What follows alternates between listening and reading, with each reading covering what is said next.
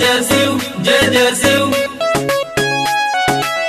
जय जय शिव जय जय शिव। प्रेम से बोलिए डमरू वाले बाबा की।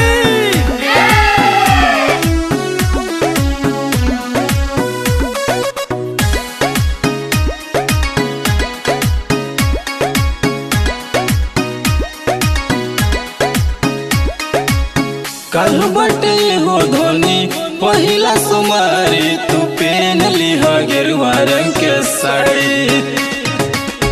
कल बटे हो धोनी पहिला सुमारी तू पेन लिह गेरुआ रंग के साड़ी। गाँव के शिवलावा पे हो तो जल ढोरी चलल जाई भोला के दुआरी।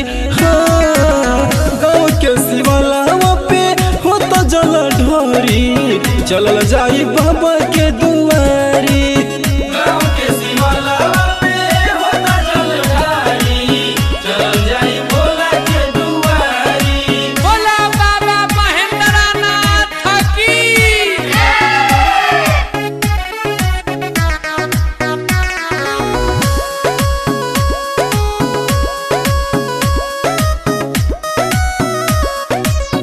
देवो में देव हुए भोला यो घरदानी हुए जलवा उठई हो धनिया।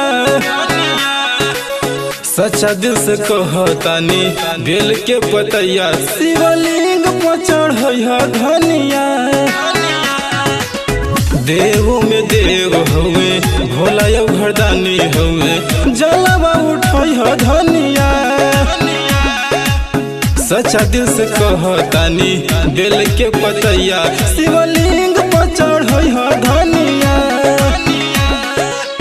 संघवा में बैठल बाड़ी गौरा दुलारी तू पेन लिह गेरुआ रंग के साड़ी। गाँव के शिवलावा पे हो तो जल ढोरी चलल जाई भोला के दुआरी। हाँ गाँव के शिवलावा पे हो तो जल ढोरी चलल जाई बाबा के दुआरी। गाँव के शिवलावा पे हो तो जल ढोरी चलल जाई भोला के दुआरी। जय जय शिव जय जय शिव जय जय शिव जय जय प्रेम शिव। से बोलिए डमरू वाले बाबा की।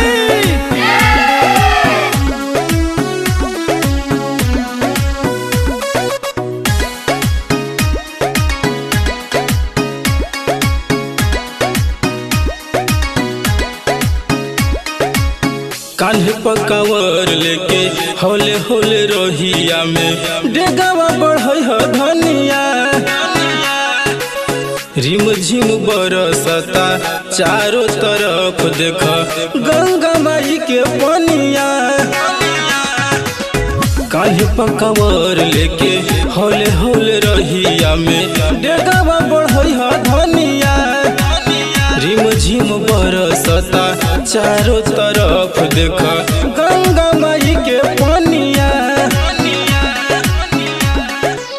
क्षण भर में हर ली है दुखवा बीमारी तू पेन लिह गेरुआ रंग के साड़ी। गाँव के शिवलावा पे हो तो जल ढोरी चलल जाई भोला के दुआरी। हाँ गाँव के शिवलावा पे हो तो जल ढोरी चलल जाई बाबा